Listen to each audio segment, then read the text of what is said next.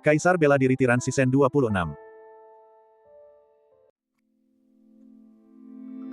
Si Jian memiliki visi yang besar. Ia berharap agar anggota sukunya dapat meninggalkan prasangka mereka terhadap manusia, dan agar manusia dapat menatap suku batu secara jujur, mencari hidup berdampingan dan perdamaian. Jika kedua belah pihak ingin saling memahami, kontak sangat diperlukan. Mengubah gurun dan membangun jembatan antara dua ras adalah langkah pertama dari visi besarnya. Dalam sejarah benua Kunlun, konflik antara 5 ras sering terjadi. Meskipun dataran tengah sekarang kuat, perbatasan tidak selalu stabil. Terlepas dari apakah ide si Jian layak atau tidak, gagasannya tentang dunia yang harmonis tidak menciptakan konflik antar ras, melainkan perdamaian. Hal ini membuat orang-orang merasa sangat menghormatinya. Ekspresi Mu Ziyu menjadi rumit. Dia berdiri dan membungkuk kepada si Jian. Tuan Muda Si, saya terlalu cemas dan salah paham terhadap Anda. Apa yang ingin Anda lakukan adalah hal yang baik. Jika Anda berhasil, itu tidak hanya akan bermanfaat bagi manusia di Gurun Barat, tetapi juga akan bermanfaat bagi perdamaian jangka panjang di benua ini. Masalah ini akan berlanjut hingga generasi mendatang. Saya tidak bisa berjanji atas nama ayah saya, tetapi saya akan melakukan yang terbaik untuk membantu Anda. Dia berkata dengan sungguh-sungguh. Ketika si Jian mendengar ini, ekspresinya berubah dan dia buru-buru berdiri. Gurumu terlalu sopan. Jika Anda bisa membantu saya dalam hal ini, saya akan sangat berterima kasih. Ketika Gu Chen melihat mereka berdua langsung akrab, dia tak kuasa menahan senyum. Dia membantu si Jian karena merasa berhutang budi padanya. Dia tidak menyangka si Jian memiliki ambisi sebesar itu. Dia telah banyak membaca tentang konflik antara 5 suku di perpustakaan, jadi dia tahu betapa berani dan majunya gagasan si Jian. Jika dia benar-benar ingin melakukan ini, dia harus terlebih dahulu mengatasi halangan dari faksi internal suku batu. Ini bisa memengaruhi posisinya. Ini adalah jalan yang penuh duri. Pihak lain peduli pada rasnya dan bersedia membantu dunia. Dia jelas seseorang yang layak dijadikan teman. Kalian berdua bisa berhenti saling membungkuk. Apakah kalian lelah? Hidangannya sudah tersedia. Kalau tidak dimakan, nanti dingin. Gu Chen menggoda. Barulah kemudian mereka berdua duduk kembali. Semua orang bergaul dengan baik selama jamuan makan. Si Jian dan Mu Ziyu membahas detail kerja sama mereka dan merasa bahwa kerja sama tersebut sangat menjanjikan. Setelah mereka makan dan minum sepuasnya, baik tuan rumah maupun tamu menikmati waktu mereka. Saat ia meninggalkan restoran Cuyun, hari sudah larut malam. Saat mereka berempat keluar dari restoran, sebuah bayangan putih melintas di kejauhan. Siapa? Semua orang terkejut. Mereka melihat bayangan putih itu telah merayap ke bahu Gu Chen dengan ekspresi gelisah di wajahnya. Jadi, itu monyet milik kakak Chen. Si Jian menghela napas lega. Makhluk kecil ini sangat lucu. Mu Ziyu tersenyum, dan Ye Qingxuang juga menunjukkan ekspresi penuh kasih sayang. Gu Chen memiliki firasat buruk ketika melihat ekspresi bersalah kera putih. Nak, kamu kemana saja seharian ini? Kera putih berkedip dan berpura-pura menatap langit dengan polos. Dia tidak menjawab pertanyaan Gu Chen secara langsung. Wajah Gu Chen langsung berubah gelap. Pria ini pasti terlibat masalah lagi. Seperti yang diperkirakan, sesaat kemudian, suara gemuruh dahsyat terdengar dari langit malam. Monyet bau, berhenti di situ. Sesosok makhluk terbang dari kejauhan dan dengan cepat mendarat di pintu masuk restoran Cuyun. Makhluk itu berubah menjadi seekor monyet yang sedikit lebih pendek dari Gu Chen dan mengenakan seragam Akademi Seni Bela Diri Sejati. Monyet ini ditutupi bulu berwarna emas dan tampak jauh lebih bersemangat daripada monyet pada umumnya. Terutama, sepasang mata birunya tampak sangat hidup. Seluruh tubuhnya memancarkan aura yang mencolok. Karena dia baru saja turun dengan cepat, dia tidak punya waktu untuk menarik kembali ki darahnya. Ki itu meluap dan menghancurkan tumbuh-tumbuhan di sekitarnya. Sun Jinming. Ketika semua orang melihat penampakan monyet itu dengan jelas, ekspresi Mu Ziyu sedikit berubah. Dia Raja Iblis Sun Jinming. Gu Chen juga menunjukkan ekspresi terkejut. Kemudian, ekspresinya berubah aneh. Ini adalah pertama kalinya dia melihat seekor monyet memarahi monyet lainnya. Sun Jinming mendarat di depan semua orang. Dia melirik semua orang dan memusatkan pandangannya pada kera putih. Hei, monyet bau, berikan Saturn Peachku. Dia berkata dengan garang. Ketika kera putih melihatnya, dia tersenyum malu-malu dan melambaikan tangannya. Jangan pura-pura bodoh. Kaulah yang mencurinya. Apa kau pikir aku tidak tahu? Sun Jinming menatapnya tajam. Kau telah mengunjungi halaman rumahku setiap hari selama beberapa hari terakhir. Awalnya, aku tidak mempermasalahkanmu karena kita berasal dari ras yang sama. Siapa sangka kau akan menjadi lebih buruk lagi. Sialan, kau benar-benar mengambil semua buah persik Saturnus hari ini. Tahukah kamu betapa sulitnya bagiku untuk memakan buah persik Saturnus dari kampung halamanku? Aku sudah berusaha keras menanam pohon persik Saturnus itu, dan pohon itu hanya menghasilkan puluhan buah pada waktu ini setiap tahunnya. Pada akhirnya, semuanya dimakan olehmu. Kau boleh mengambilnya kalau mau, tapi kau bahkan mengambil yang belum matang. Sungguh pemborosan sumber daya yang ceroboh. Aku sangat marah, sangat marah. Sun Jinming memukul dadanya dan menghentakkan kakinya, tampak sangat gelisah. Mu Ziyu dan si Jian, yang mengenalnya, takjub dan takjub. Menurut Raja Iblis, kera putih kecil milik Chen Gu lah yang mencuri buah persik Saturnus miliknya. Mengingat temperamennya yang berapi-api, seharusnya dia langsung berkelahi. Namun, ia masih berusaha berunding dengan kera putih kecil itu meskipun kera itu berada di depannya. Ia tampak seperti telah diperlakukan tidak adil. Ini adalah pertama kalinya mereka melihat Raja Iblis seperti ini. Cicit-cicit, cicit-cicit. Kera putih memberi isyarat di bahu Gu Chen seolah-olah mencoba menjelaskan. Sun Jinming semakin marah ketika melihat ini. Apa maksudmu dengan, buah persik Saturnus jatuh ke tanah dan kamu mengambilnya karena takut tidak ada yang mau memakannya? Itu pencurian, beraninya kau bilang kau yang mengambilnya. Sun Jinming sangat marah sehingga dia terus berteriak. Wajah Gu Chen memerah ketika melihat White Ape dan Sun Jinming berdebat. Kebiasaan mencuri si kecil itu bisa dikatakan disebabkan oleh dirinya sendiri. Sekarang setelah tertangkap, ia masih berani membantah, tetapi ia tidak boleh kehilangan muka. Ketika melihat orang-orang di sekitarnya menatapnya dengan aneh, Gu Chen terbatuk 2 kali. Dasar nakal, apa kau tidak mau mengembalikan buah persik Saturnus yang kau curi? Wajah White Ape dipenuhi dengan kengganan. Kembalikan. Suara Gu Chen sedikit lebih keras. Wajah White Ape langsung berubah muram. Perlahan ia mengeluarkan buah persik Saturnus yang besar dari cincin penyimpanannya. Buah itu tampak montok dan berair. Memang benar, itu adalah buah yang berharga. Mata Sun Jinming berbinar ketika melihat buah persik Saturnus. Apalagi, mana sisanya? White Ape membalikkan tangannya yang lain dan sekitar selusin inti buah muncul begitu saja dari udara. Buah Saturn Peach lainnya telah dimakan olehnya, hanya menyisakan 1. Ekspresi Sun Jinming membeku di tempat. Wajah Gu Chen juga dipenuhi rasa malu. Ini akan menjadi masalah. Dasar monyet bau, kau cepat sekali. Aku bahkan tak sanggup memakannya sendiri. Tubuh Sun Jinming dipenuhi gelombang ki darah yang sangat besar. Dia hampir gila. Berlari, Raja Iblis itu sudah gila. Terakhir kali dia mengamuk, dia tidak peduli apapun dan menghancurkan beberapa bangunan di akademi di depan wakil dekan. Para siswa di dekat situ yang mendengar keributan menjadi pucat dan lari panik. Bab 252. Raja Iblis Sun Jinming terkenal di Akademi Seni Bela Diri Sejati karena temperamennya yang panas, haus darah, dan suka berperang. Begitu ia marah, banyak siswa yang baru saja keluar dari Menara Cuyun berlari menjauh. Saudara Sun, tenanglah, saya bersedia mengganti kerugian Anda. Gu Chen berkata dengan tergesa-gesa. Kera putih bersalah dalam masalah ini, jadi dia harus menanggung akibatnya. Mengimbangi, bagaimana Anda akan memberi saya kompensasi?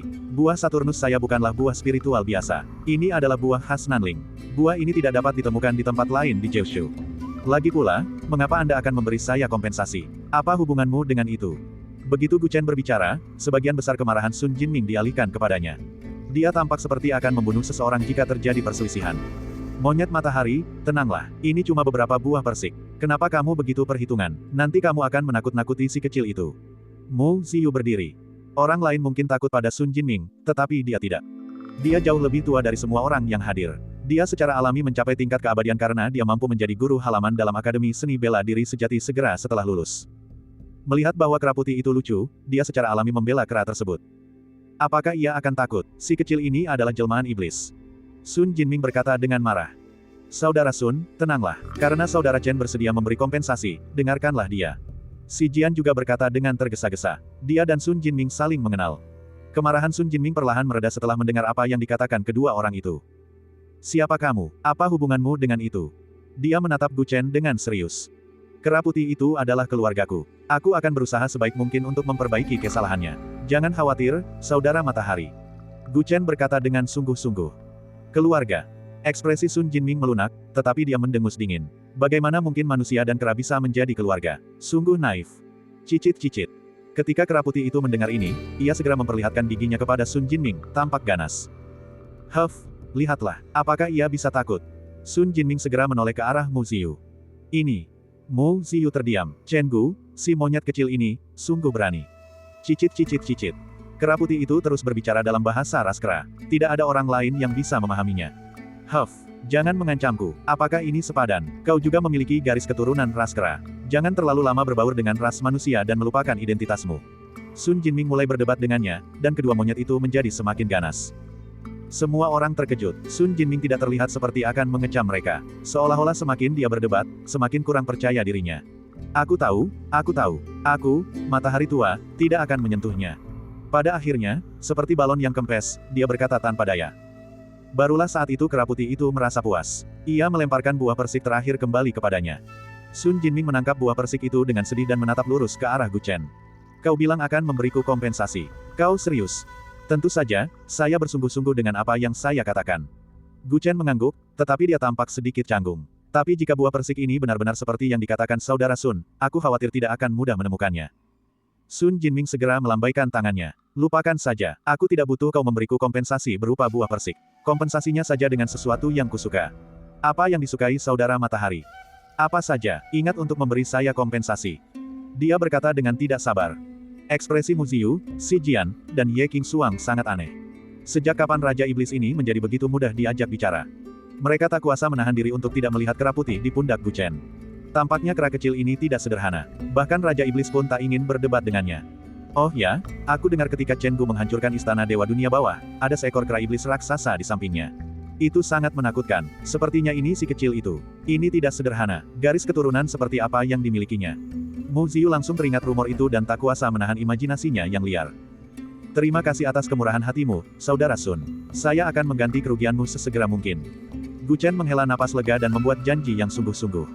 Tepat ketika Sun Jinming hendak menjawab, sepasang mata biru tiba-tiba menatap kegelapan di kejauhan. Dua pancaran cahaya melesat keluar. Siapa di sana? Suaranya bagaikan guntur yang tiba-tiba menyambar, dan dia langsung menghilang di tempat. Sangat cepat. Ekspresi Gu Chen berubah dingin. Teriakan seorang gadis terdengar dari kejauhan. Semua orang bergegas mendekat dan melihat bahwa Sun Jinming telah menahan seorang gadis muda bertubuh indah dan sedang menungganginya. Lepaskan aku. Wajah gadis itu memerah saat dia berteriak ketakutan. Ling Xiao. Gu Chen dan yang lainnya mengenali penampilan gadis itu dan takjub. Bicaralah, mengapa kau diam-diam menatapku, matahari tua? Sun Jinming memiliki temperamen buruk. Dia mungkin marah pada si kera putih malam ini. Dia tidak menunjukkan belas kasihan kepada Ling Xiao Xiao dan menamparkan pantatnya. Ling Xiao Xiao berteriak ketakutan. Aku tidak bersalah, aku hanya kebetulan lewat di sini. Monyet matahari, lepaskan dia. Bukankah kau bereaksi berlebihan? Mu Ziyu mengerutkan kening. Sebagai seorang guru di akademi, dia tidak bisa membiarkan seorang siswi diintimidasi oleh si monyet ini. Heh, kau bisa menyembunyikan kata-katamu dari orang lain, tapi kau tidak bisa menyembunyikannya dariku, matahari tua. Cahaya di mata Sun Jinming semakin terang saat dia mencibir. Hei, kau ini apa? Aku, matahari tua, penasaran kenapa aura gadis ini terasa begitu tidak nyaman. Jadi, itu karena kau mengendalikannya. Dia mengulurkan tangannya dan Ling Xiao Xiao menjerit histeris. Monyet, berhenti. Mu Ziyu segera ingin menghentikannya. Namun di saat berikutnya, kabut hitam tiba-tiba muncul dari tubuh Ling Xiao Xiao. Saat kabut hitam itu muncul, ia langsung melompat-lompat, berusaha melarikan diri. Namun telapak tangan Sun Jinming bersinar dan menahannya dengan kuat. Apakah ini semacam teknik kerasukan indera spiritual? Melihat ini, semua orang terkejut. Mereka tidak menyangka Ling Xiao Xiao bisa dikendalikan oleh seseorang. Ini terlalu aneh. Sepertinya Raja Iblis tidak peka. Ling Xiao Xiao ini benar-benar punya motif tersembunyi untuk memata-matai mereka. Bicaralah, mengapa kau memata-matai aku, matahari tua? Sun Jinming berkata dengan marah. Melihat bahwa ia tidak bisa melarikan diri, kabut hitam itu mengeluarkan dua jeritan penuh kebencian dan dengan suara keras, ia tiba-tiba hancur berkeping-keping. Sebelum menghancurkan diri sendiri, benda itu menatap Gu Chen dengan penuh kebencian. Tatapan itu membuat Gu Chen merinding. Perasaan ditatap persis sama dengan perasaan diintai dalam gelap di siang hari. Dia takut orang itu bukan mengincar Sun Jinming, melainkan dirinya. Dia menghancurkan indera spiritual ini sendiri. Teknik yang cerdas, tidak mudah untuk melacaknya. Orang ini setidaknya adalah raja tingkat abadi. Siapa yang menyimpan dendam padaku, matahari tua? Sun Jinming memiringkan kepalanya dan berpikir. Lupakan saja, aku, Sun tua, punya terlalu banyak musuh. Aku tidak akan memikirkannya. Nak bermarga Chen, ingatlah kompensasimu. Aku, Sun tua, permisi dulu. Sun Jinming menggigit buah persik Saturnus, menatap kera putih itu dengan penuh kebencian, lalu pergi. Ling Xiao Xiao, yang dirasuki oleh sosok misterius itu, jatuh koma. Mu Ziyu akhirnya membangunkannya, tetapi dia tidak ingat apapun. Ingatannya terhenti pada beberapa hari yang lalu. Adapun siapa orang yang memata-matai mereka, sama sekali tidak ada petunjuk. Ekspresi Gu Chen menjadi sangat serius. Bab 253. Jelas sekali bahwa orang itu mengincar Gu Chen, dan kemampuannya setidaknya berada di tingkat abadi. Hal ini membuatnya merasa seolah-olah sedang menghadapi musuh yang tangguh. Gu Chen memejamkan matanya dan berpikir dengan cermat tentang siapa yang mungkin ingin menyerangnya. Orang itu merasuki Ling Xiao Xiao dan mengikutinya sepanjang hari, bahkan mungkin lebih lama, tetapi dia tidak menyadarinya. Ini berarti bahwa orang tersebut mahir dalam hal menyelinap. Kabut hitam itu memberinya perasaan menyeramkan, seolah-olah berasal dari dunia bawah. Oleh karena itu, identitas orang tersebut sudah jelas. Pada saat kritis ini, orang yang berani menyelinap ke Akademi Seni Bela Diri Sejati untuk menyerangnya pastilah seorang pembunuh dari Istana Dewa Nether. Tingkat kultivasi tingkat abadi berarti orang tersebut adalah penjaga dunia bawah. Orang ini kemungkinan besar adalah penjaga dunia bawah Jialan yang disebutkan Su Yilun. Hanya dia yang bisa mengetahui identitasku secepat ini. Gu Chen menduga, Aula Qingzu di Istana Dewa Nether dikelola oleh pengawal dunia bawah Jialan. Gu Chen telah menghancurkan sarangnya dan membuatnya menjadi komandan tanpa pasukan. Tidak heran jika dia sangat membencinya. Aku khawatir ini bukan pertanda baik. Karena orang ini bisa merasuki dan menyusup ke Akademi Seni Bela Diri Sejati, itu berarti tubuh aslinya telah menungguku di luar akademi. Gu Chen menyadari bahwa dia telah ceroboh. Dia tidak menyangka identitasnya sebagai administrator Chen akan terungkap semudah ini. Untungnya, ada banyak ahli di Akademi Seni Bela Diri Sejati, dan mereka tidak menerima orang dari dunia bawah. Jialan takut dan tidak berani menyelinap masuk dengan tubuh aslinya. Selain itu, dia telah diberi pelajaran oleh Raja Iblis hari ini, jadi dia harus lebih berhati-hati. Selama aku tidak meninggalkan Akademi Seni Bela Diri Sejati dan berhati-hati, aku tidak perlu takut padanya. Gu Chen merenungkan pikirannya dan menenangkan diri. Tampaknya dia harus meningkatkan tingkat kultivasinya sesegera mungkin untuk mencegah penjaga dunia bawah melakukan sesuatu yang nekat. Dia tidak berencana meminta bantuan dari Istana Surgawi. Dengan seorang pembunuh bayaran kelas atas yang diam-diam mengawasinya, itu akan memberinya tekanan besar, dan tekanan adalah motivasi untuk kultivasi. Karena apa yang dikatakan Sun Jinming sebelumnya, Si Jian dan dua orang lainnya mengira bahwa orang yang diam-diam mengawasinya sedang datang untuknya. Mereka tidak menyangka bahwa itu adalah Gu Chen. Gu Chen tidak menjelaskan banyak karena itu adalah urusan pribadinya.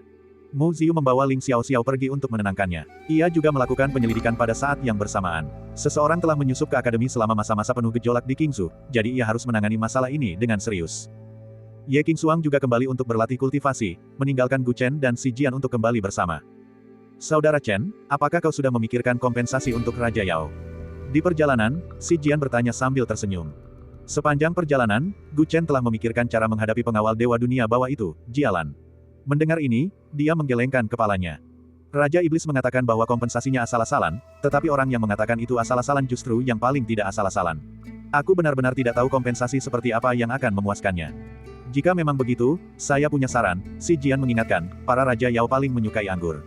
Saudara Chen, Anda bisa mempertimbangkannya dari sudut pandang ini.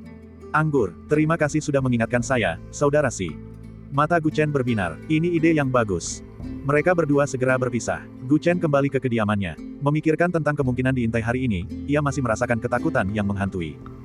Nak, mulai hari ini dan seterusnya, jangan berkeliaran, terutama jangan meninggalkan Akademi Bela Diri Sejati.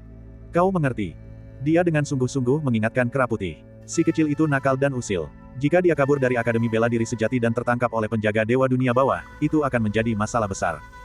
Kera Putih juga menyadari keseriusan masalah ini, jadi dia mengangguk dengan serius. Baiklah kalau begitu, kamu bisa bermain sendiri. Aku akan bercocok tanam.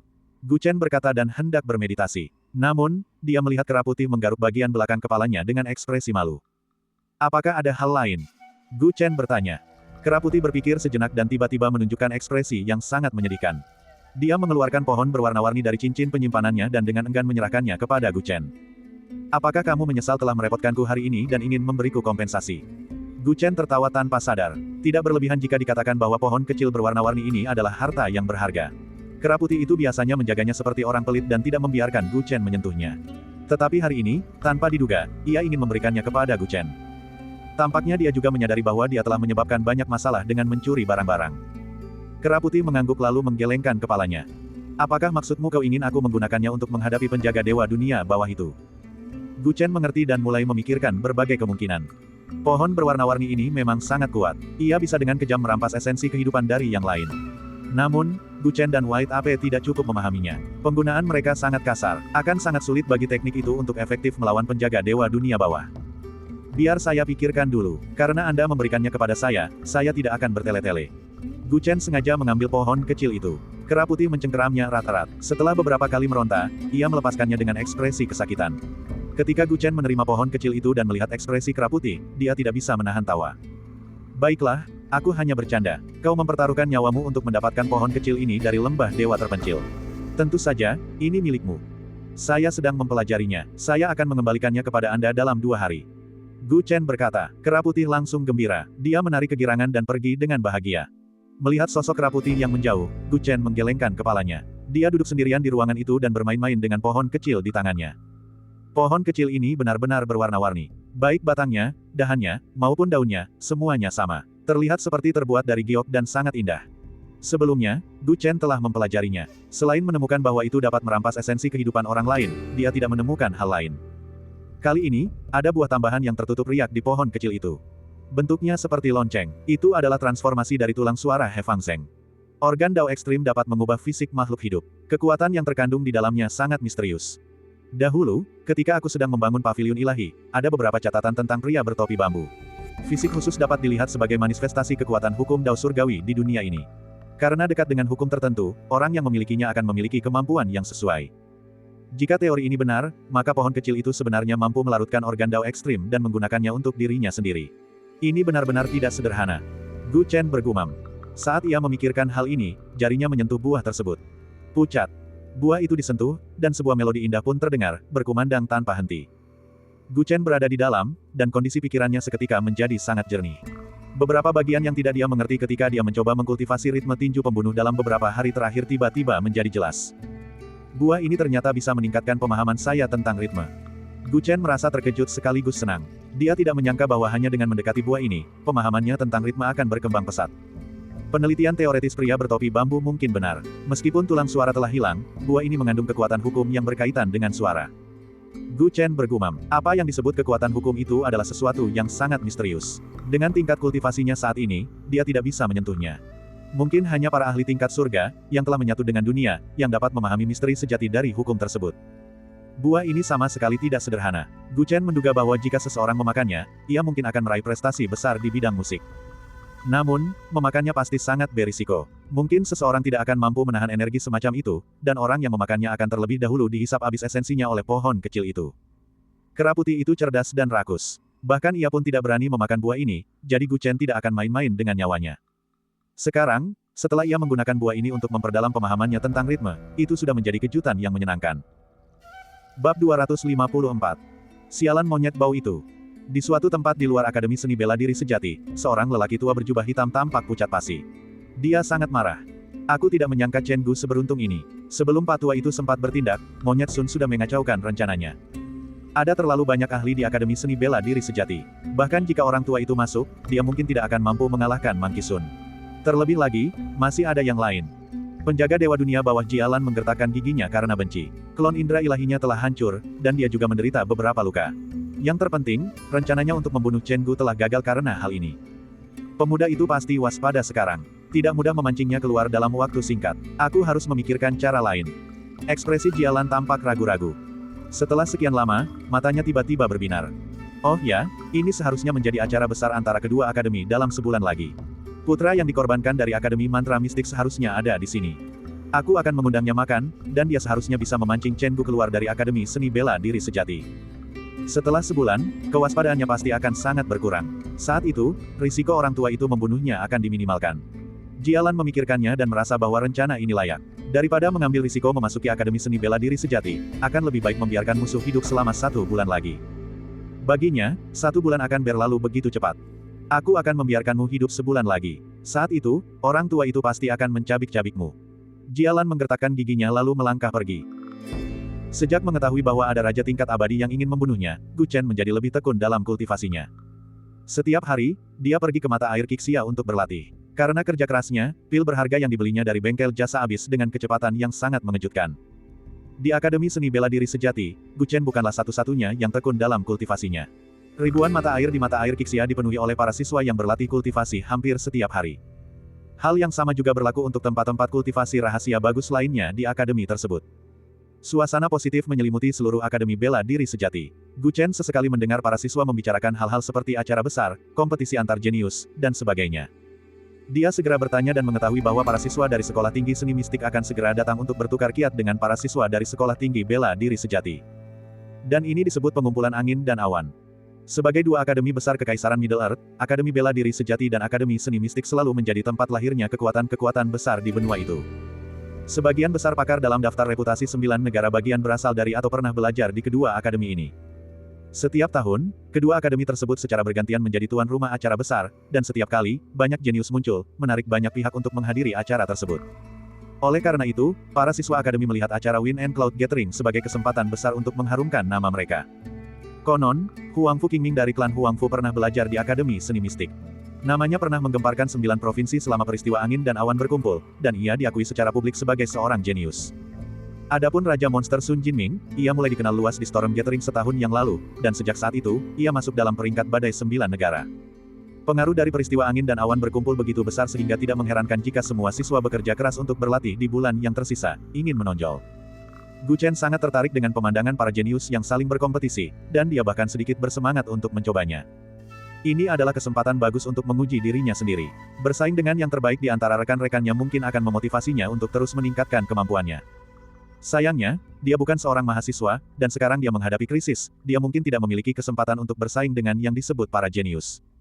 Dia sama sekali tidak memikirkannya, dan hanya bercocok tanam dalam diam, bergegas bolak-balik antara Sunset Park Spring dan perpustakaan setiap hari. Setengah bulan sebelum pertemuan angin dan awan, Gu Chen mengubah rutinitasnya untuk pertama kalinya, dan pergi ke daerah terpencil di balik gunung Akademi Bela Diri Sejati. Tempat ini sepi, dan dia sebenarnya mengambil risiko dengan datang ke sini, karena ada kemungkinan Jialan akan memanfaatkan kesempatan ini. Namun dalam setengah bulan ini, dengan bantuan pohon pelangi, dia akhirnya membuat terobosan penting dalam pemahamannya tentang ritme tinju kematian, dan dia membutuhkan tempat yang sepi untuk bereksperimen. Dikelilingi oleh bebatuan gunung yang tak beraturan, Gu Chen berdiri di udara dan menarik napas dalam-dalam. Dia memejamkan matanya, dan aura di tubuhnya benar-benar terkendali. Hutan pegunungan itu sunyi, hanya suara angin yang terdengar. Dek dek, dek dek. Tidak lama kemudian, terdengar suara seperti gendang dari dalam tubuh Gu Chen. Itu adalah getaran organ dalam tubuhnya, dengan jantung sebagai pusatnya, yang menghasilkan ritme frekuensi tinggi. Ritme ini sangat unik, dan tampaknya mampu memengaruhi lingkungan sekitarnya. Saat jantungnya berdetak, bunga dan rumput di sekitarnya ikut bergoyang. Gu Chen seolah menyatu dengan semua suara di dunia. Suara angin, suara air, suara gemerisik pepohonan, semuanya berpadu membentuk melodi yang indah. Ketika semua suara menjadi harmonis, tangan kiri Gu Chen mengepal, dan ki darah yang dahsyat menyebar ke seluruh tubuhnya. Seperti suara trompet, tinju kiri Gu Chen melesat menembus udara, melampaui kecepatan suara. Pukulan ini memiliki kekuatan dan kecepatan yang sama seperti saat ia menembus kecepatan suara dengan tubuhnya untuk mengalahkan He Fangzheng malam itu, dan suara ledakan dahsyat terdengar seperti suara pasukan besar. Bo gelombang. Gelombang suara yang tak terlihat dan menakutkan menyebar dengan kepalan tangan Gu Chen sebagai pusatnya, dan semua bebatuan gunung di sekitarnya hancur menjadi bubuk dalam sekejap. Dan cahaya tinjunya seketika melesat ribuan kaki, dan meledak di dinding gunung yang jauh.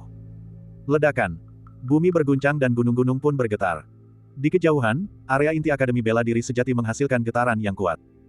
Untuk sesaat, banyak siswa dan guru merasa khawatir, dan beberapa orang yang ingin tahu segera bergegas ke daerah terpencil ini.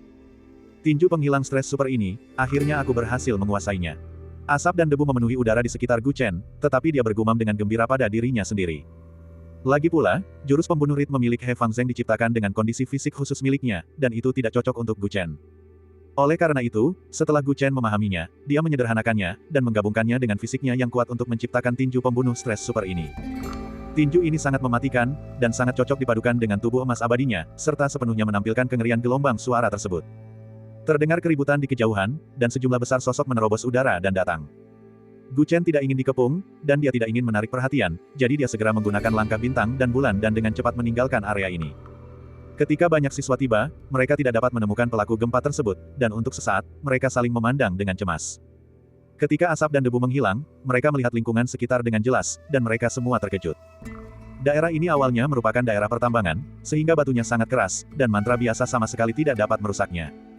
Namun, pada saat ini, bebatuan gunung yang berantakan yang semula ada di sekitarnya telah lenyap, dan pemandangan menjadi kosong. Mereka semua berubah menjadi bubuk batu, dan tanah tertutup olehnya. Hal yang paling mengejutkan adalah dinding gunung di kejauhan, di mana terdapat jejak kepalan tangan berukuran ratusan kaki, yang terbenam dalam di dinding gunung tersebut. Jejak kepalan tangan itu padat dan berat, dan memancarkan aura pembunuh yang mengejutkan. Seolah-olah raksasa telah meninju tempat ini, menyebabkan keributan yang sangat besar. Apakah ini dilakukan oleh seorang murid dari suku iblis? Seharusnya begitu, kan?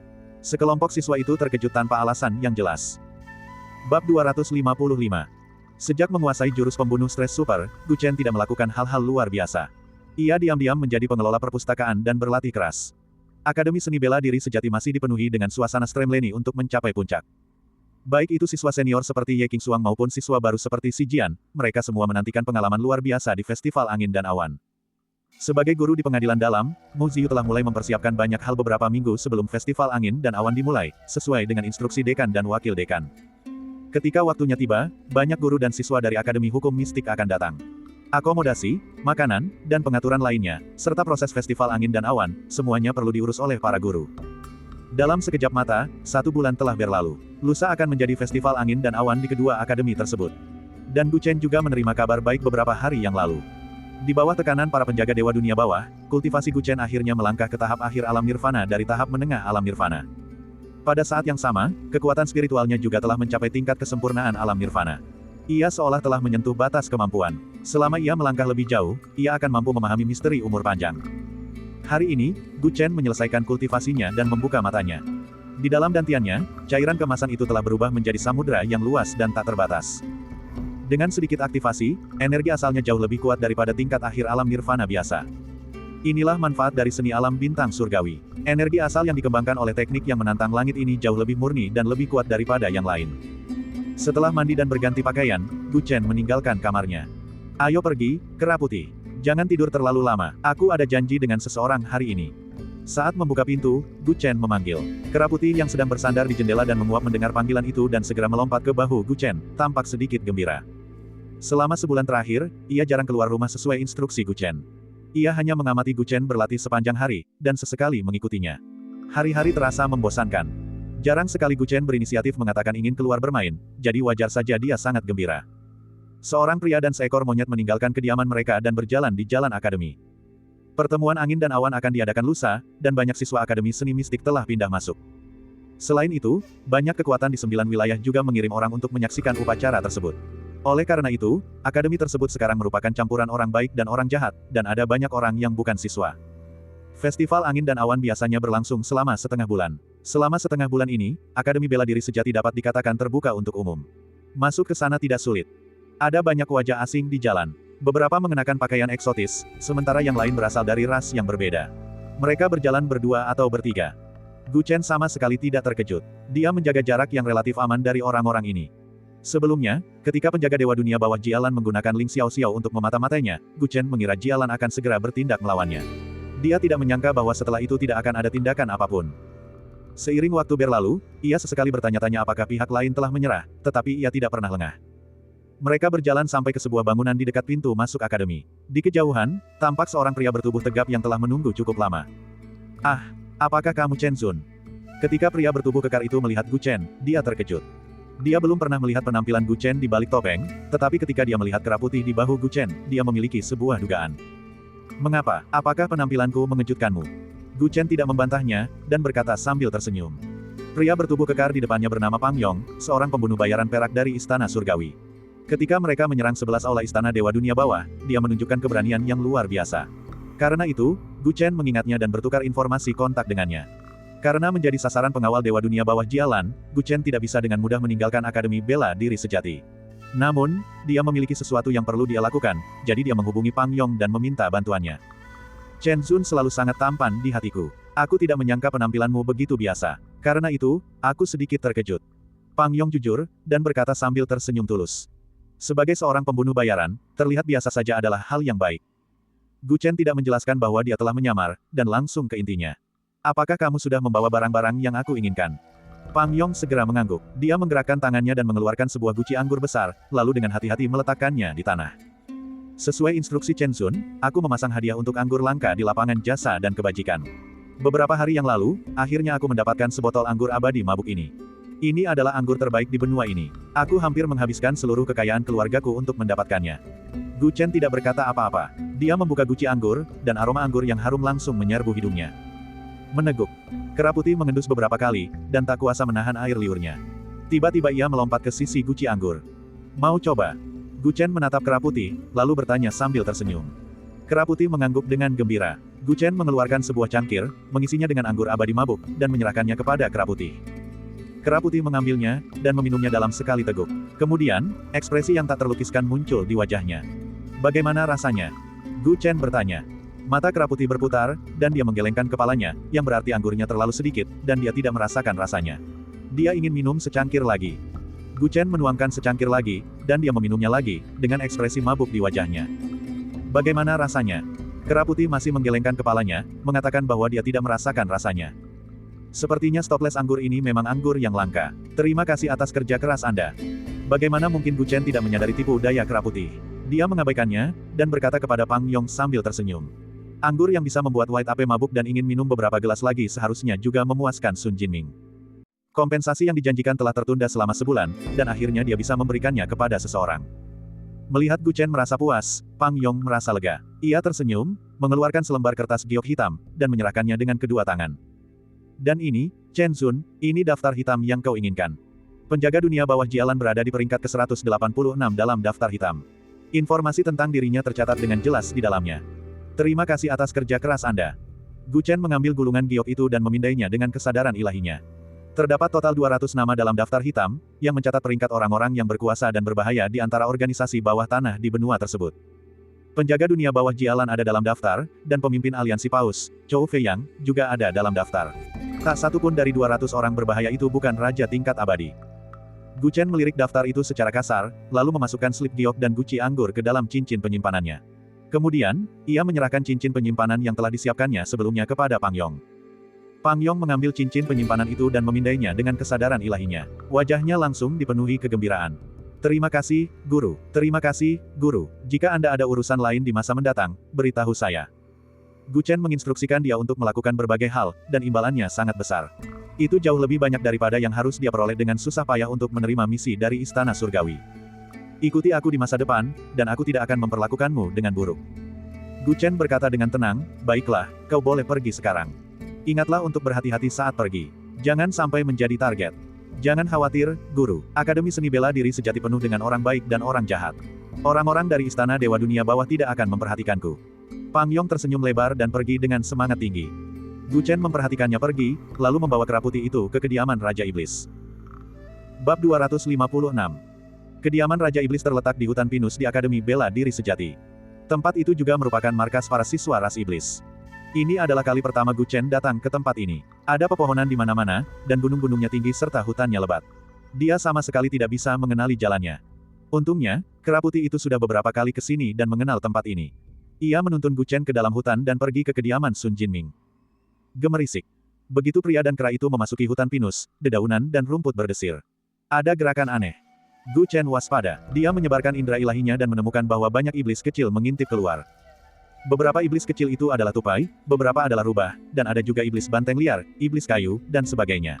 Ketika mereka melihat Gu Chen dan kera putih itu dengan jelas, atau lebih tepatnya, ketika mereka melihat kera putih itu dengan jelas, keributan pun terjadi di antara mereka.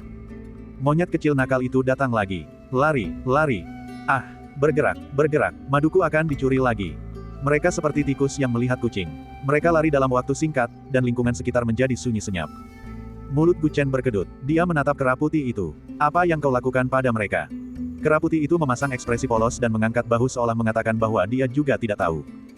Gu Chen menggelengkan kepalanya. Kera putih itu bahkan berani mencuri buah persik Raja Iblis. Bagaimana mungkin iblis-iblis kecil ini dibiarkan begitu saja? Si iblis kecil yang menyamar ini. Ayo pergi. Dia berkata dengan pasrah. Keduanya melewati hutan pinus dan segera tiba di sebuah gunung kecil. Ada sebuah gua tempat tinggal di gunung itu. Saat itu, ada 3 orang yang berdiri di luar tempat tinggal gua tersebut. Yang paling dekat dengan tempat tinggal gua itu adalah seorang siswa dari ras iblis. Ia memiliki kepala naga dan tubuh manusia. Ia sedang menyampaikan pesan ke tempat tinggal gua tersebut. Di belakangnya, 2 pemuda berjubah hijau tua menunggu dengan tenang dengan ekspresi muram. Gu Chen mengenali jubah itu. Itu adalah seragam para siswa Institut Hukum Mistik. Mengapa para siswa Institut Hukum Mistik mencari Sun Jinming? Gu Chen sedikit terkejut dan berjalan maju. Bos Sun, kakak Gao dan kakak Guan datang karena ketenaran Anda. Anda setidaknya harus menemui mereka, kan?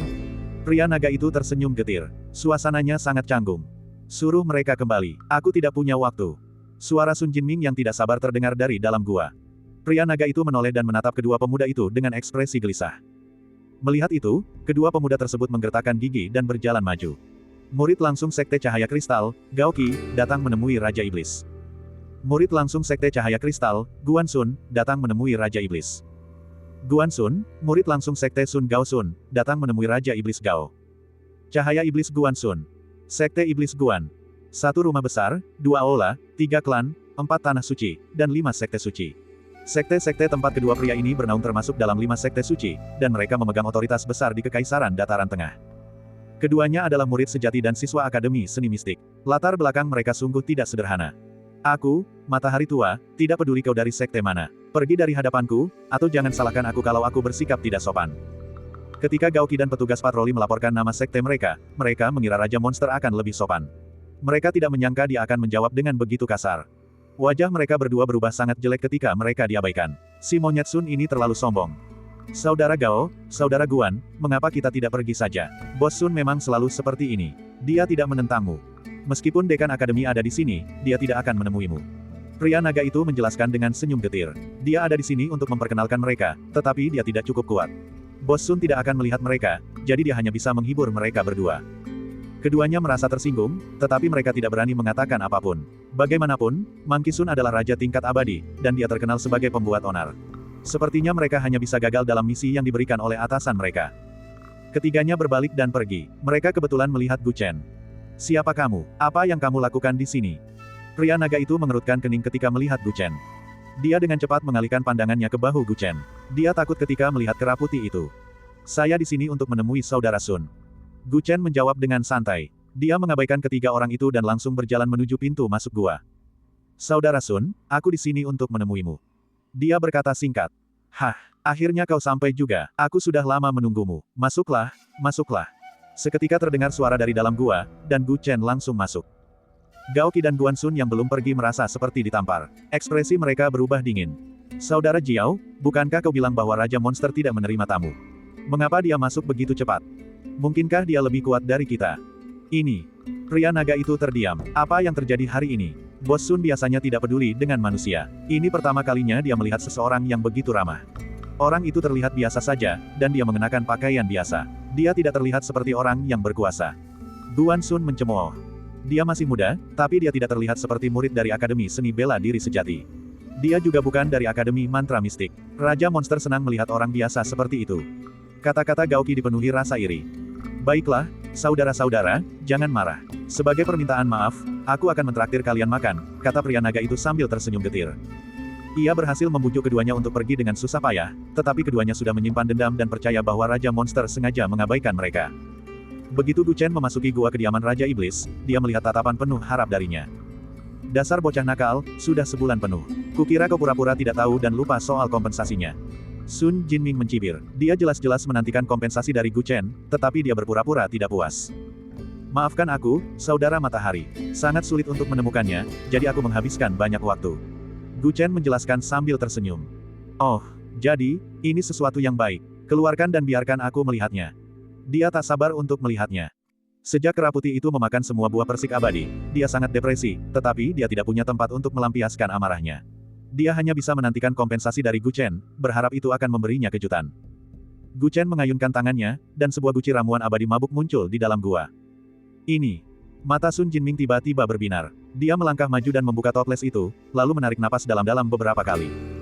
Anggur yang enak, anggur yang enak. Wajahnya tampak terkejut saat ia mengangkat guci anggur itu sekaligus. Teguk, teguk. Dia meminum beberapa teguk. Gu Chen menatapnya dan tiba-tiba mengerti mengapa istilah, monyet tak sabar, itu ada. Sun Jinming minum dengan gembira sambil terlihat mabuk. Kera putih itu menatapnya dengan penuh harap, lalu menatap Gu Chen. Lain kali aku akan minta Pang Yong membawakannya untukmu. Gu Chen tak tahan melihat ekspresi menyedihkan itu dan berkata, kera putih itu merasa sedikit lebih baik. Setelah beberapa saat, Sun Jinming minum dengan nyaman dan bersendawa. Ekspresi puas muncul di wajahnya. Anggur yang enak, anggur yang enak. Aku tak menyangka bisa menikmati anggur seenak ini di 9 negara bagian. Kau sungguh perhatian. Masalah bocah nakal ini memakan buah persik abadi saya sudah dianggap selesai. Bab 257. Seperti yang dikatakan Si Jian, Sun Jinming adalah seorang peminum berat. Setelah mendapatkan sebotol anggur abadi mabuk, dia dan Gu Chen menyelesaikan perbedaan mereka. Dia bahkan mengundang Gu Chen untuk duduk di meja dan minum bersamanya. Dengan membawa 3 cangkir, pria itu dan kedua monyet tersebut minum sepuasnya di dalam gua. Saudara Chen, kau bukan dari Middle Earth. Sun Jinming sedang mabuk dan mulai memanggilnya saudara. Setelah mengetahui bahwa Gu Chen berasal dari hutan belantara timur, dia menjadi lebih dekat dengannya. Aku tidak bermaksud mengatakan ini, tapi kekuatan-kekuatan di Middle Earth semuanya penuh tipu daya. Berurusan dengan mereka itu menyebalkan. Dia mengeluh. Mengapa kamu tidak menemui murid-murid dari 2 sekte suci itu? Tidak ada salahnya menjalin hubungan baik dengan mereka, kan? Gu Chen teringat apa yang terjadi di pintu masuk dan bertanya. Sikap Sun Jinming terlalu buruk, sangat mudah menyinggung perasaan orang lain. Hei, menurutmu mereka benar-benar datang untuk mengunjungiku? Sun Jinming menggelengkan kepalanya. Mungkinkah ada sesuatu yang lebih dari ini? Pasti ada seseorang yang memerintahkan mereka untuk datang ke sini khusus untuk memata-matai saya. Wajah Sun Jinming dipenuhi rasa jijik. Aku ingin mendengar lebih lanjut. Gu Chen tidak mengerti. Hei, kakak Chen, kau baru saja datang ke Akademi Seni Bela Diri Sejati dan kau bukan murid. Wajar jika kau belum tahu tentang ini. 2 orang yang datang hari ini berada di sini untuk Festival Angin dan Awan Lusa. Festival Angin dan Awan diadakan setiap tahun. Pada saat ini, semua talenta muda dari berbagai bidang ingin saling mengungguli untuk meraih kesuksesan. Saya baru masuk dalam peringkat angin dan awan 9 negara bagian tahun lalu. Tahun ini, banyak orang yang mengincar saya dan ingin menggunakan saya untuk membangun nama mereka sendiri. Gu Chen tampaknya mengerti. Jika memang begitu, mengapa orang-orang itu tidak datang sendiri tetapi mengirim adik-adik mereka? Orang-orang itu sedang mencari ketenaran. Beberapa adalah orang suci dari tempat-tempat suci, beberapa adalah murid inti dari sekte-sekte, dan semuanya ingin melindungi diri mereka sendiri. Mengapa mereka muncul ketika mereka tidak yakin apakah mereka bisa mengalahkan saya? Lagi pula, situasi di Festival Angin dan Awan itu rumit. Jika mereka bertemu denganku terlalu cepat, bagaimana jika aku bertarung langsung dengan mereka dan memaksa mereka untuk menggunakan semua kartu andalan mereka? Ketika Sun Jinming menyebutkan nama orang-orang itu, wajahnya penuh dengan rasa jijik. Bertarung di panggung yang sama seharusnya menyenangkan, tetapi orang-orang ini terlalu berhati-hati dan ragu-ragu, terlalu mempedulikan reputasi palsu itu. Tampaknya mereka biasa-biasa saja. Gu Chen meminum anggur di cangkirnya dalam sekali teguk. Lumayan, adik Chen bisa mengucapkan kata-kata seperti itu, sepertinya kau adalah orang yang berkarakter. Sun Jinming menyetujui pernyataan ini. Sebenarnya, Festival Feng Yun tidak begitu menarik. Selain siswa biasa, hanya raja-raja dan raja-raja semu yang baru naik tingkat yang akan bertarung. Orang-orang ini baru saja memasuki wilayah raja, dan mereka sangat perlu untuk membangun reputasi dan masuk dalam peringkat 9 provinsi. Itulah mengapa mereka sangat prihatin dengan acara ini. Adapun raja-raja muda yang telah membuktikan diri atau yang telah meraih ketenaran, mereka tidak akan bertindak lagi di tahun baru. Ini juga merupakan aturan tak tertulis. Aku, Matahari Tua, sudah cukup puas tahun lalu. Aku tidak berencana bertarung tahun ini, kecuali jika muncul seorang ahli sejati. Sun Jinming berkata dengan bangga. Jadi maksudmu aku mungkin tidak akan bisa menyaksikan pertarungan antara para ahli sejati? Gu Chen berkata dengan menyesal. Dia telah menantikan acara angin dan awan berkumpul. Kau tidak bisa mengatakan itu. Adik Chen, kau masih berada di alam nirvana. Masih banyak orang yang bisa menjadi lawanmu. Terdapat banyak sekte kultivator di bumi tengah. Saya percaya bahwa bersaing dengan ratusan sekte akan bermanfaat bagi Anda. Sun Jinming berkata dengan ramah. Terima kasih atas pengingatnya, Saudara Sun. Saya mengerti. Gu Chen tidak mengatakan apapun lagi. Mereka berdua saling membenturkan cangkir dan minum sampai mabuk berat. Hari ini adalah hari pertama pertemuan angin dan awan. Pagi-pagi sekali, banyak kultivator dari seluruh dunia telah berkumpul di plaza sekolah bela diri sejati. Sejumlah besar kultivator memenuhi auditorium. Jika seseorang memperhatikan pakaian yang mereka kenakan dengan saksama, akan terlihat bahwa banyak di antara mereka berasal dari sekte-sekte terkenal. Ini adalah peristiwa besar yang sangat penting bagi seluruh Provinsi 9. Hampir semua kekuatan berpengaruh telah mengirimkan orang-orang mereka ke sini. Ada juga banyak sekali orang yang datang dari jauh untuk menyaksikan kelahiran seorang jenius. Karena semua orang berkumpul di alun-alun, perpustakaan tentu saja ditutup. Gu Chen mengikuti guru Su Fang ke auditorium dan menyaksikan acara itu bersama-sama. Setidaknya ada 100.000 orang di antara penonton. Belum lagi semua kursi terisi, bahkan lorong-lorong pun dipenuhi orang-orang yang berdiri.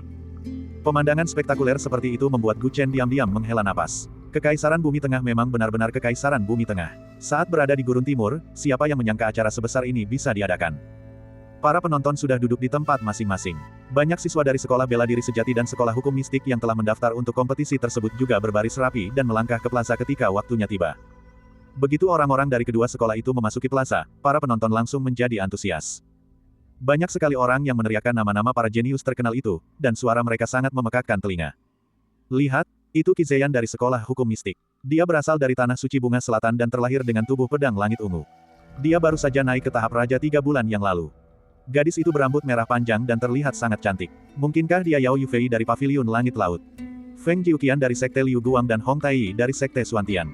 Kedua jenius ini baru saja naik ke tahap raja. Seperti yang diharapkan, mereka hadir untuk berpartisipasi dalam acara ini. Mereka akan memukau dunia tahun ini. Seluruh pandangan penonton tertuju pada raja-raja baru dari kedua akademi yang sangat terkenal itu. Dibandingkan dengan orang-orang ini, siswa lain yang berpartisipasi dalam acara tersebut tampak sangat tidak berarti. Gu Chen melihat dari jauh dan melihat Ye Qingxuang dan Si Jian di sudut kerumunan. Bisa dikatakan hampir tidak ada orang yang bersorak untuk mereka. Ini bukan berarti mereka tidak berbakat, tetapi mereka masih terlalu muda. Tentu saja, mereka tidak dapat dibandingkan dengan siswa yang lebih tua yang berusia mendekati atau bahkan lebih dari 20 tahun. Setelah beberapa tahun, ketika mereka menjadi siswa yang lebih senior dan naik ke tahap raja, sorak-sorai yang mereka terima mungkin tidak kalah meriahnya dengan para raja baru tersebut. Gu Chen memandang para jenius dari kedua aliran itu dengan rasa ingin tahu. Sebagian besar dari mereka memiliki konstitusi khusus, dan masing-masing memiliki keterampilan unik dari Tanah Suci Sekte Bijak. Di bawah pengaruh suasana, dia sebenarnya sedikit bersemangat untuk mencoba. Sayang sekali dia bukan seorang mahasiswa. Dia merenung. Acara angin dan awan akan berlangsung selama setengah bulan. Jika ada kesempatan, dia mungkin bisa menemukan beberapa orang untuk berlatih tanding. Setelah para hadirin dan mahasiswa memasuki tempat acara, sekelompok tokoh penting, yang dipimpin oleh para wakil dekan dari kedua sekolah, juga memasuki kursi VIP. Kemunculan mereka kembali memicu seruan kagum dari para penonton. Para pemimpin keluarga kuno, penguasa tanah suci, pemimpin sekte. Banyak dari para VIP yang menghadiri acara tersebut dulunya adalah ikon dari sebuah era. Bahkan sekarang, hentakan kaki mereka saja bisa menimbulkan kehebohan ke segala arah. Dalam pembukaan yang megah dan spektakuler ini, wakil dekan Ki dari Sekolah Seni Bela Diri Sejati, seorang wanita tua dengan rambut dan janggut putih, mengangkat tangannya, dan seluruh alun-alun seketika menjadi hening. Bab 258. Dengan 100.000 orang yang berkumpul, terdapat barisan demi barisan para jenius. Di bawah tatapan semua orang, wakil dekan Ki berbicara sambil tersenyum. Berdasarkan tradisi tahun-tahun sebelumnya, setiap tahun pada waktu ini, kami akan mengundang tamu misteri kelas berat untuk memulai acara yang berlangsung selama setengah bulan ini. Tebak siapa tamu tahun ini? Begitu dia selesai berbicara, 100.000 penonton mulai berdiskusi dan menebak dengan penuh minat. Tahun lalu, tamu pembukaannya adalah Dewa Suci Tanah Suci Langya. Tahun sebelumnya adalah Dewa Perang, Huang Fuji. Saya rasa tamu tahun ini tidak akan kalah hebat, kan? Turnamen antar dua akademi ini adalah ajang puncak di Jiushu. Siapapun pesertanya, tidak akan menjadi hal yang aneh. Sulit untuk menebaknya. Para penonton menyebutkan nama-nama tokoh penting satu persatu, tetapi Gu Chen tidak tertarik. Sebaliknya, ia memusatkan perhatiannya pada para tokoh penting yang duduk di kursi VIP. Melalui mata kutub ungunya, dia dapat melihat bahwa para petinggi di kursi VIP memiliki tingkat kultivasi yang tak terukur. Yang terlemah mungkin berada di tingkat immortal, sementara yang terkuat pasti berada di tingkat celestial. Supervisor Chen, menurut Anda siapa tamu undangan tahun ini? Kampus itu terlalu tertutup, jadi saya tidak bisa menemukan informasi apapun tentangnya. Su Fang, yang berada di sebelahnya, bertanya karena penasaran. Aku tidak yakin, kata Gu Chen acuh tak acuh. Mari kita langsung ke intinya. Tamu kita tahun ini adalah Guru Besar Kerajaan Tengah, cendekiawan hebat, Sen Sudong. Begitu dia selesai berbicara, seorang cendekiawan berbaju biru berjalan perlahan menuju podium tinggi dari pintu masuk tempat duduk VIP. Ia tampak tua, tetapi tulang punggungnya tegak sempurna. Matanya cerah dan penuh ekspresi di bawah alisnya yang seputih salju. Ia memiliki pembawaan yang anggun saat berjalan, yang berbeda dari sikap bijak seorang kultivator. Ia lebih mirip seorang cendekiawan murni yang tidak merasa bersalah terhadap dunia. Sang guru besar telah tiba. Guru besar Sen biasanya sibuk dengan urusan pemerintahan, tetapi dia punya waktu untuk menghadiri acara ini. Para penonton bertepuk tangan dan memandang lelaki tua di panggung tinggi itu dengan hormat. Para murid sekte Konfusianisme tersebar di seluruh dunia. Sebagai seorang cendekiawan hebat, Sen Sudong sangat dihormati dan dicintai oleh masyarakat Jiushu. Ekspresi Gu Chen membeku saat itu, ia menatap sarjana besar di mimbar tinggi tanpa mengucapkan sepatah kata pun. Menurut informasi yang dia terima, Sen Sudong ini adalah ayah dari ibunya, yang juga merupakan kakek dari pihak ibunya. Gu Chen tidak menyangka akan bertemu keluarganya dalam kesempatan seperti ini. Ia memiliki perasaan campur aduk. Mengapa penasihat kekaisaran yang terhormat itu tidak bisa melindungi keluargaku? Gu Chen bergumam. Di lubuk hatinya, selain ibunya, dia tidak merasakan kedekatan apapun dengan keluarga Sen. Melihat Sen Sudong muncul, penonton bersorak. Bahkan para petinggi di kursi VIP berdiri untuk menyambutnya. Dia merasa itu sangat menggelikan. Pengaruh klan Sen begitu besar, namun menantunya, Sen Sudong, telah diburu hingga keberadaannya tidak diketahui. Cucunya menyembunyikan identitasnya dan menjadi seorang pembunuh bayaran, dan dia, Sen Sudong, masih menjadi pejabat di istana yang sama dengan Huang Fuji. Gu Chen tidak tahu apa yang sedang terjadi, tetapi dia tidak berniat untuk mengakui kakek murahan ini. Sen Sudong ada di sini. Ibu di mana? Mungkinkah dia mengikuti kita? Hati Gu Chen dipenuhi dengan sedikit rasa antisipasi, berharap dapat bertemu ibunya. Sayangnya, dia melihat sekeliling kursi VIP dan tidak melihat jejak ibunya. Beberapa cendekiawan di samping Sen Sudong semuanya laki-laki. Di tengah sorak-sorai penonton, cendekiawan besar, Sen Sudong, mengumumkan dimulainya secara resmi pertemuan akbar angin dan awan tahun ini. Pada saat yang sama, ia mengatakan sesuatu yang membuat banyak siswa bersemangat. 9 provinsi kita penuh dengan talenta. Untuk memotivasi kaum muda yang berpartisipasi dalam pertemuan akbar angin dan awan, Yang Mulia telah secara khusus menyiapkan hadiah yang berlimpah untuk menghargai mereka yang mencapai puncak pertemuan ini. Hadiah ini disebut hadiah kekaisaran, dan pemenangnya akan diumumkan pada hari terakhir. Setelah Sen Sudong selesai berbicara, wakil kepala sekolah Qi berkata dengan terkejut. Berdasarkan ucapan penasihat kekaisaran Sen, hadiah kekaisaran ini bukan untuk siswa yang meraih peringkat pertama. Sen Sudong mengangguk. Benar sekali. Kali ini, hadiah kekaisaran diberikan kepada para pemuda paling berbakat. Tidak ada batasan kultivasi atau identitas, selama mereka menunjukkan bakat terbaik. Artinya, bahkan mahasiswa baru di kedua akademi tersebut pun dapat menerima penghargaan ini. Mendengar kata-katanya, banyak siswa baru di lapangan merasa gembira. Siswa seperti Ye Qingxuang, yang berbakat tetapi ditakdirkan untuk menjadi latar belakang pertemuan karena usia mereka yang masih muda, tidak dapat menahan rasa gembiranya. Ini adalah sebuah kesempatan. Jika seseorang dapat memperoleh hadiah kekaisaran yang dikeluarkan oleh Istana Kekaisaran, mereka tidak hanya akan mendapatkan manfaat nyata, tetapi juga ketenaran yang besar. Ini adalah pertama kalinya hadiah kekaisaran muncul, dan nilai intrinsiknya bahkan lebih besar daripada memasuki peringkat angin dan awan 9 provinsi.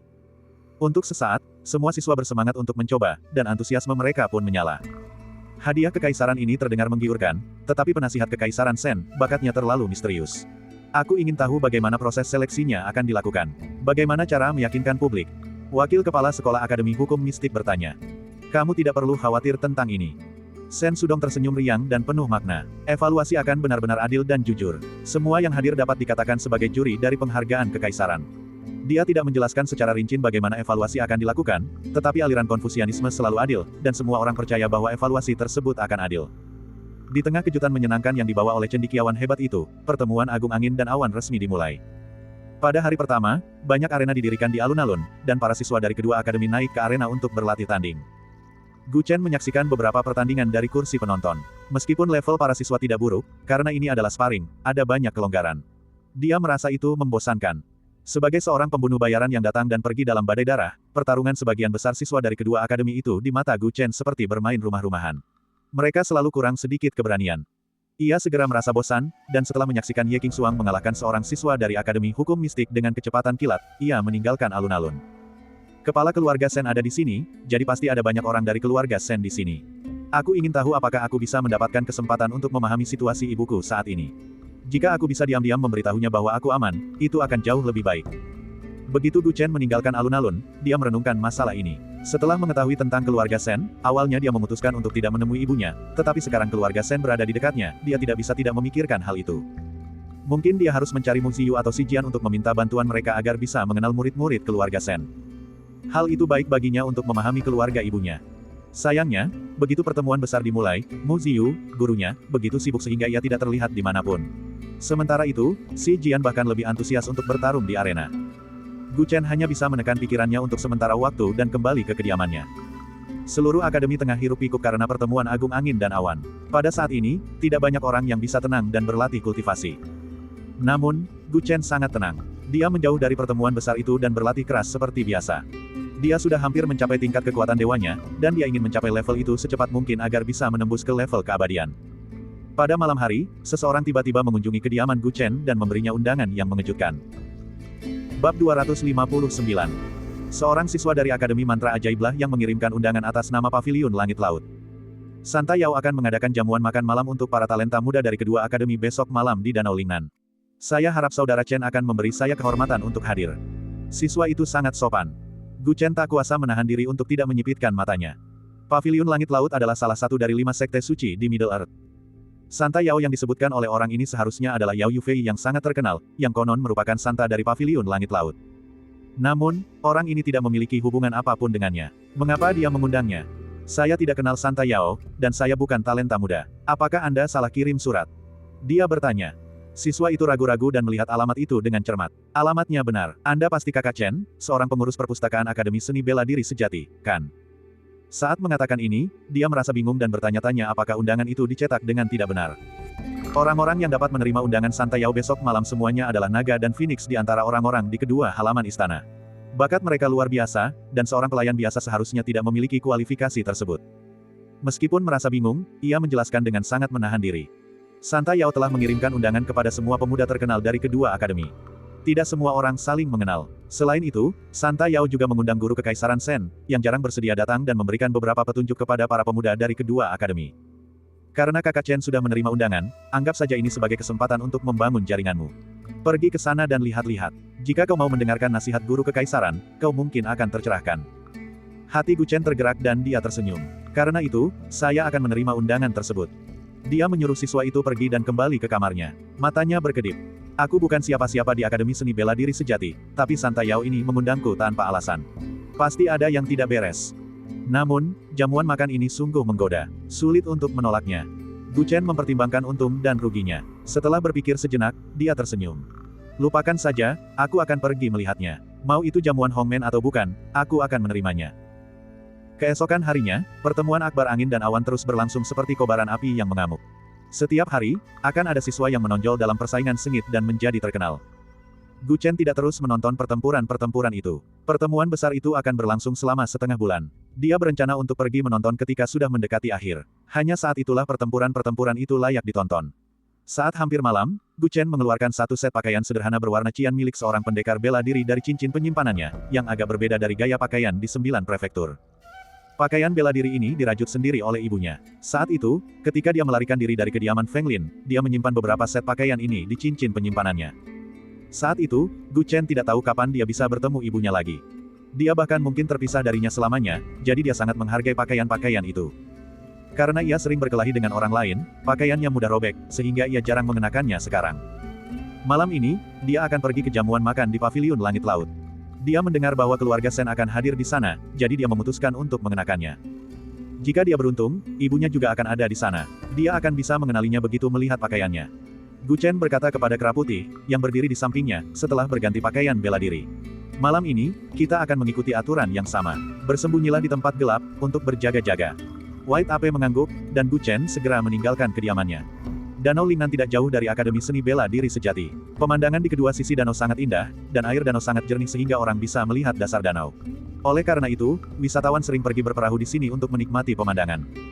Malam ini, Santa dari Paviliun Langit Laut telah mengirimkan undangan dan mengundang para talenta muda dari kedua akademi ke sebuah jamuan makan. Bahkan ketua negara pun akan hadir. Berita ini telah menyebar dengan cepat di antara para siswa dari kedua akademi. Para siswa yang menerima undangan tentu saja merasa puas. Mereka yang tidak menerima undangan merasa kesal. Namun, masih banyak yang pergi ke tepi Danau Lingnan. Sebagian ingin menyaksikan keseruan, sementara yang lain hanya ingin mencoba peruntungan di tengah keramaian, berusaha menyelinap masuk ke pesta tersebut. Sebuah kapal pesiar besar berlabuh di tepi Danau Lingnan. Beberapa siswa dari Akademi Seni Mistik bertindak sebagai penjaga di kapal feri tersebut. Hanya mereka yang memiliki undangan yang dapat naik ke kapal. Jamuan makan akan diadakan di danau, yang tentunya akan sangat meningkatkan kesulitan memancing di perairan yang bergelombang. Saudaraku, tidak bisakah kau membuat pengecualian dan mengizinkanku naik ke kapal juga? Klan saya bisa dianggap memiliki pengaruh di provinsi hijau ini.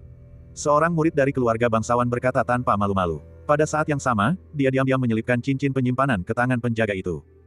Maaf, siapapun Anda tidak diizinkan naik ke kapal malam ini tanpa undangan.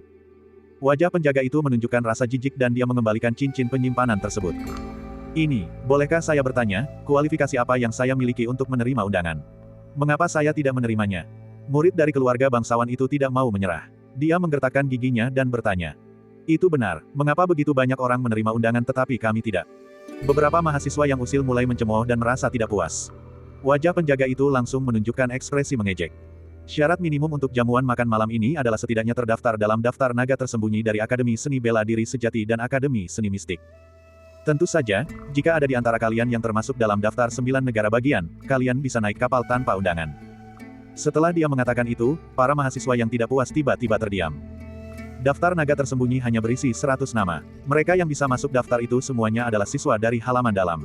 Terlebih lagi, mereka harus memiliki kemampuan di atas rata-rata. Ambang batas ini terlalu tinggi. Adapun daftar 9 negara, jangan pernah memikirkannya. Dengan tingkat kekuatan seperti itu, Anda sudah bisa mengabaikan jamuan makan ini. Hal ini karena bahkan Bunda Maria dari Paviliun Langit Laut pun tidak bisa masuk dalam daftar itu. Banyak siswa terdiam dan berdiri di pinggir, menatap kosong. Dari waktu ke waktu, orang-orang naik ke perahu dengan undangan. Tanpa terkecuali, orang-orang ini cukup terkenal di dunia akademis. Tiba-tiba, seorang pemuda berpenampilan biasa dengan pakaian bela diri berwarna hijau polos berjalan dari kejauhan dan langsung menuju ke feri. Dari mana datangnya orang baru ini? Apa dia tidak menyadari di mana dia berada? Dia datang ke sini tanpa arah. Ah, sepertinya dia terburu-buru naik ke kapal. Apa aku salah lihat? Hehe, mari kita tunggu dan lihat dia diusir. Banyak siswa yang sedang berdiskusi. Gu Chen berjalan menuju feri dan dihentikan oleh penjaga. Maaf, tempat ini ditutup untuk lalu lintas malam ini. Penjaga itu melihat bahwa Gu Chen tidak mengenakan seragam akademi dan mengira dia adalah orang yang lewat. Saya ingin naik ke kapal. Saat Gu Chen mengatakan ini, dia melirik perahu wisata yang tidak jauh dari situ. Tempat itu dihiasi dengan lampion dan pita, dan suara alat musik terdengar dari kejauhan. Jelas sekali, banyak tamu yang telah tiba. Hahaha, kami juga ingin naik perahu itu. Dari mana asal orang desa ini? Dia bahkan tidak tahu situasinya. Banyak siswa di samping mulai mengejek Gu Chen. Di mata para murid dari keluarga bangsawan ini, pakaian Gu Chen tidak istimewa, sehingga mereka memandang rendah dirinya. Maaf, Danau Lingnan sudah dipesan oleh Sky Sea Pavilion malam ini. Jika Anda ingin menikmati pemandangan di atas perahu, Anda bisa menunggu di hari lain. Penjaga itu jauh lebih sopan dan menjelaskan kepada Gu Chen dengan sabar.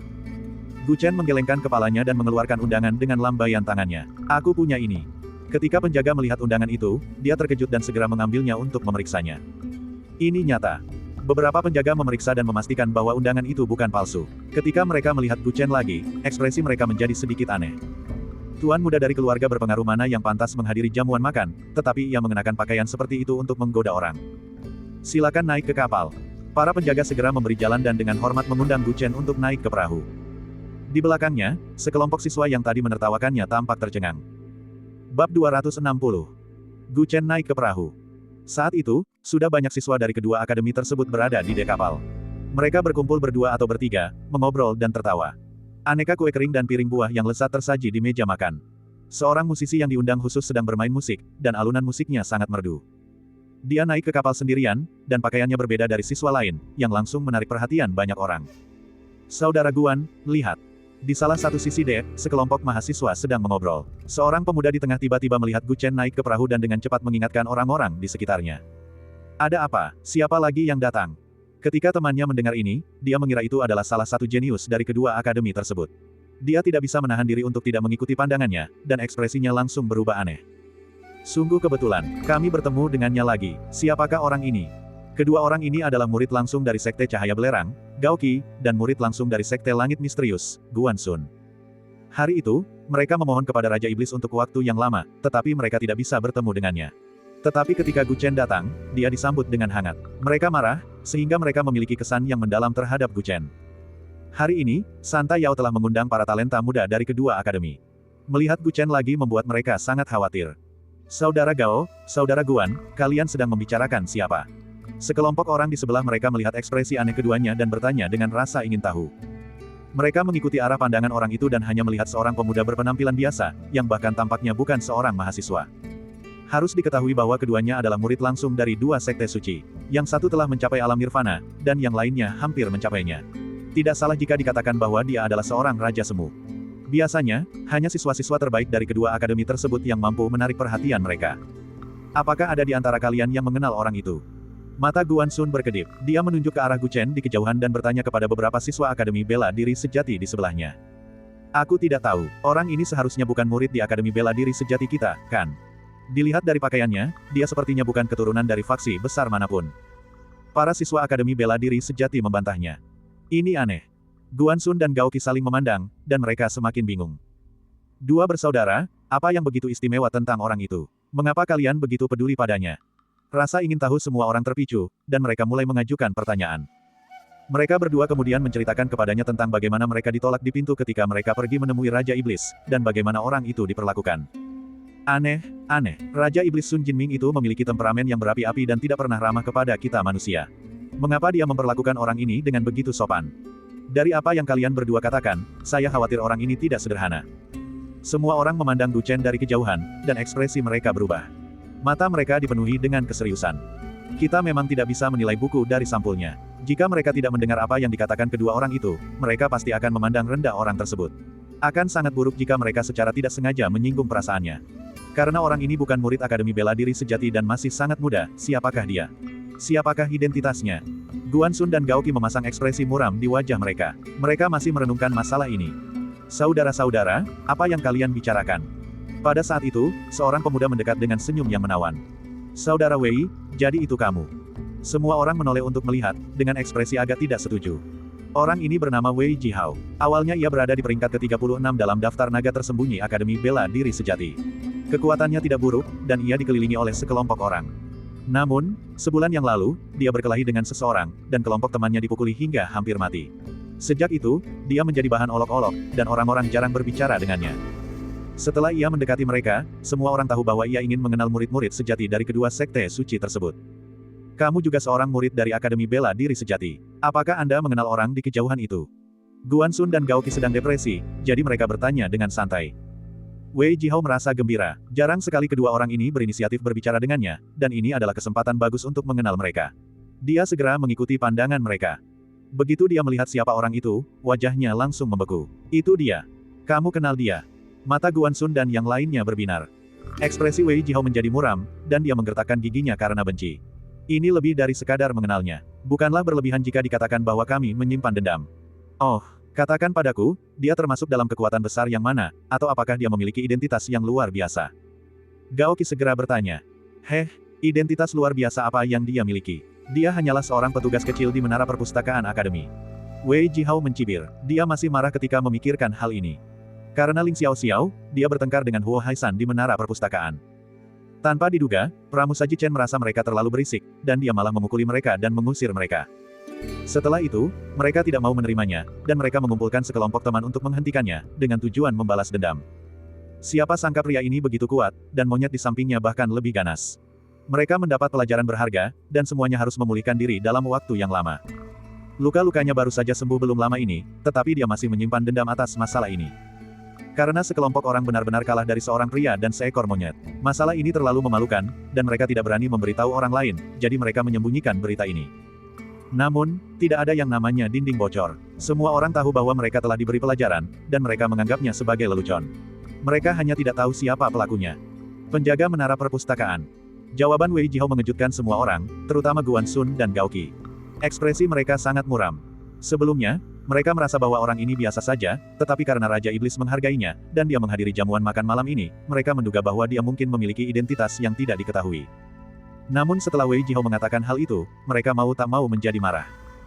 Dia hanyalah seorang pelayan kecil, dan Raja Iblis lebih suka bertemu dengannya daripada mereka. Bukankah ini jelas-jelas mempermalukan mereka? Apakah kamu yakin apa yang kamu katakan itu benar? Ekspresi Guan Xun sangat dingin. Benar sekali. Jika kalian berdua tidak percaya, kalian bisa bertanya pada Huo Haisan. Dia bisa bersaksi. Wei Jihao buru-buru mengangguk, dan hatinya tersentuh. Dari kelihatannya, kedua orang ini sepertinya menyimpan dendam terhadap pramugara Chen. Pikirannya tak bisa tidak aktif. Setelah mengalami kekalahan sebelumnya, dia selalu ingin membalas dendam pada pramugara Chen, tetapi dia tak berdaya menghadapinya. Setelah teman-temannya mendapat pelajaran dari kejadian itu, mereka semua mengakui bahwa mereka tidak beruntung, dan menolak untuk membantunya lagi. Kali ini, murid langsung dari dua sekte suci hadir di sini. Jika mereka bisa memberi pelajaran kepada pelayan Chen, maka dia akan bisa membalas dendam. Selain itu, dia juga bisa menggunakan kesempatan ini untuk menjalin hubungan dengan kedua orang tersebut. Ini seperti memsa dua burung dengan satu batu. Di mana Huo Haisan? Gao Qi bertanya dengan dingin. Saudara Gao, kau ingin mencarinya? Tunggu, aku akan meneleponnya dulu. Aku akan segera kembali. Wei Jihao segera pergi mencari Huo Haisan, dan dalam waktu singkat, ia membawanya kembali. Saat itu, Gu Chen melihat bahwa jamuan makan belum resmi dimulai, jadi dia secara acak mencari sudut untuk duduk, dan mulai minum sendirian. Apakah kamu mengenal orang di kejauhan itu? Apakah dia hanya seorang pelayan kecil di menara perpustakaan Akademi Seni Bela Diri Sejati? Guan Xun melihat Huo Haisan dan langsung bertanya. Huo Haisan melirik Gu Chen di kejauhan, lalu mengangguk cepat. Ya, saudara Guan, pria itu memang hanya seorang pelayan kecil. Banyak orang di akademi telah melihatnya di menara perpustakaan.